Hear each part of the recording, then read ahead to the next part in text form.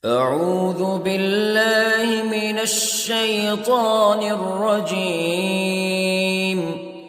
بسم الله الرحمن الرحيم. الرحمن علم القرآن خلق الإنسان علمه البيان.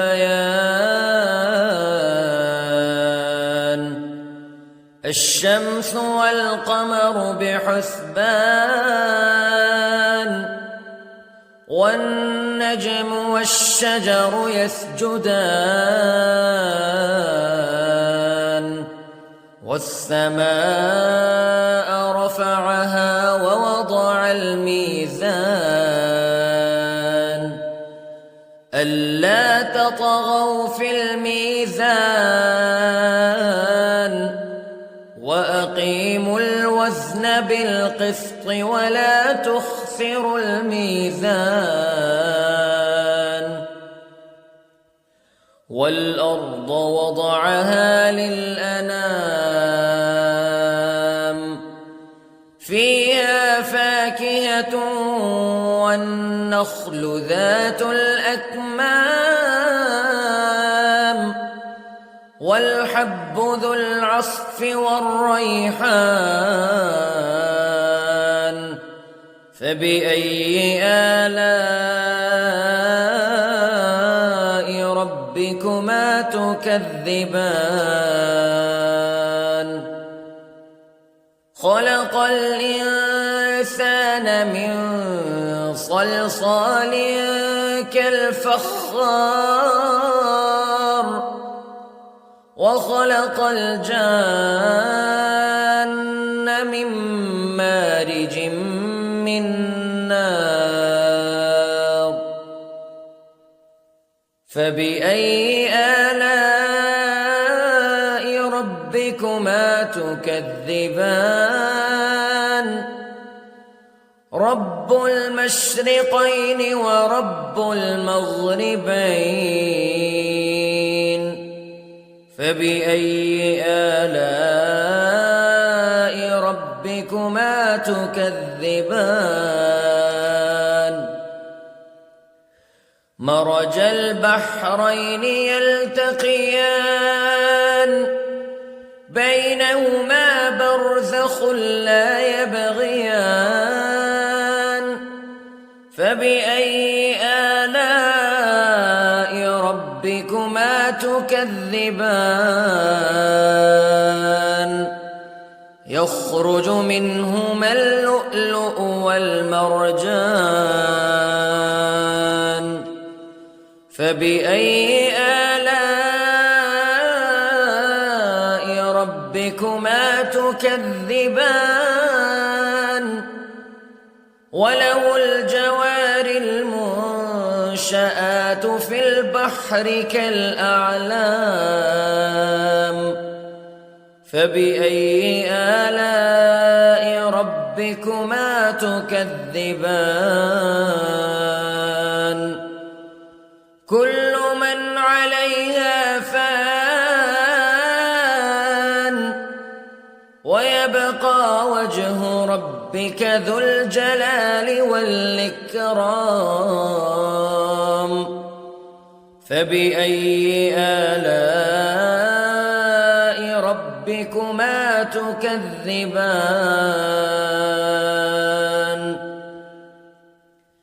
يسأله من في السماوات والأرض كل يوم هو في شأن فبأي آلاء ربكما تكذبان. سنفرغ لكم أيها الثقلان فبأي آلاء ربكما تكذبان.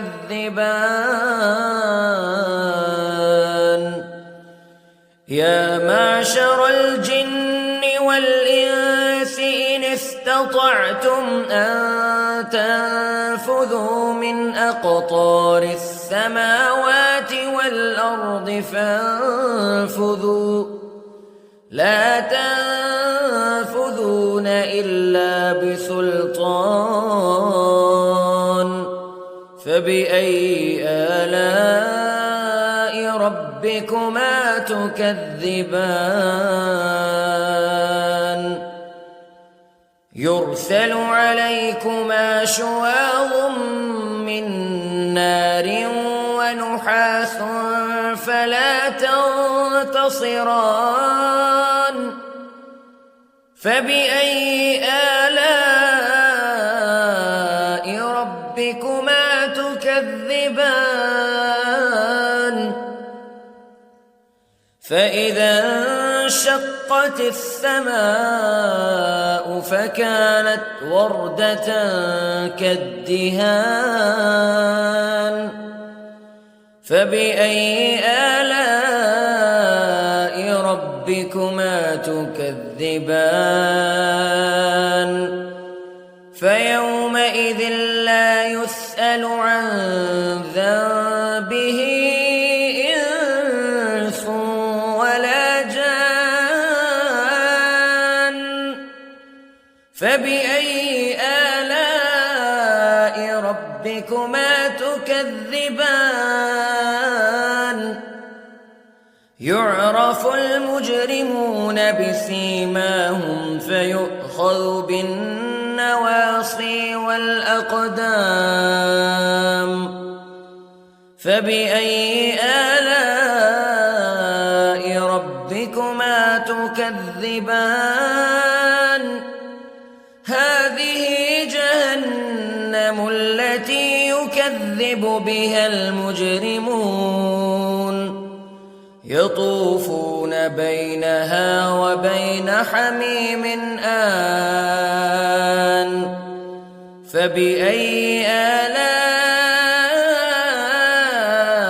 ربكما تكذبان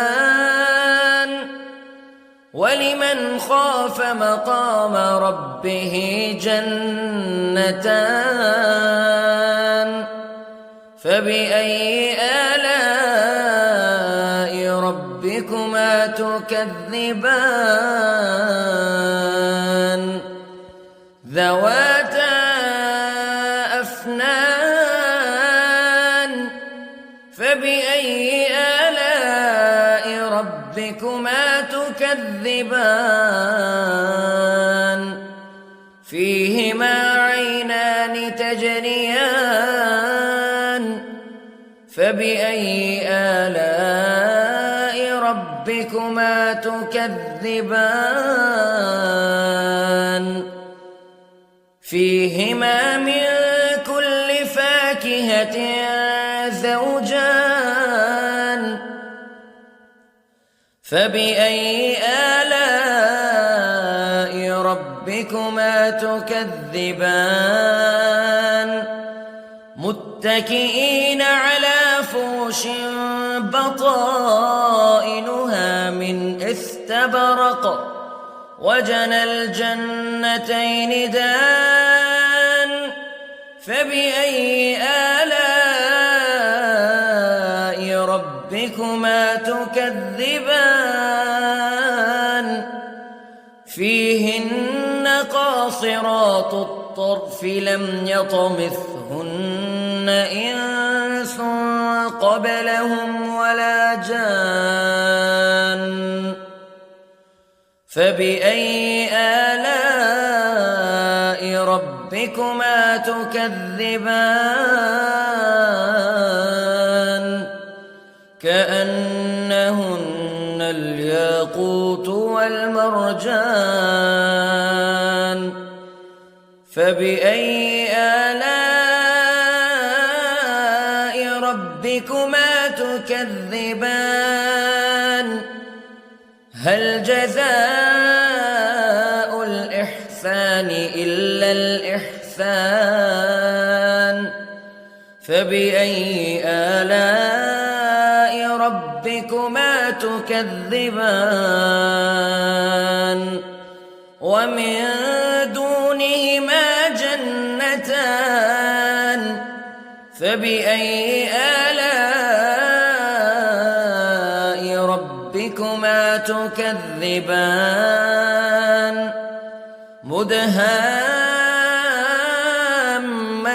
مدهامتان فبأي آلاء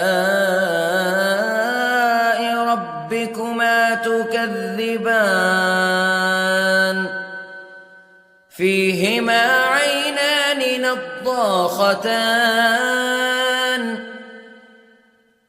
فبأي آلاء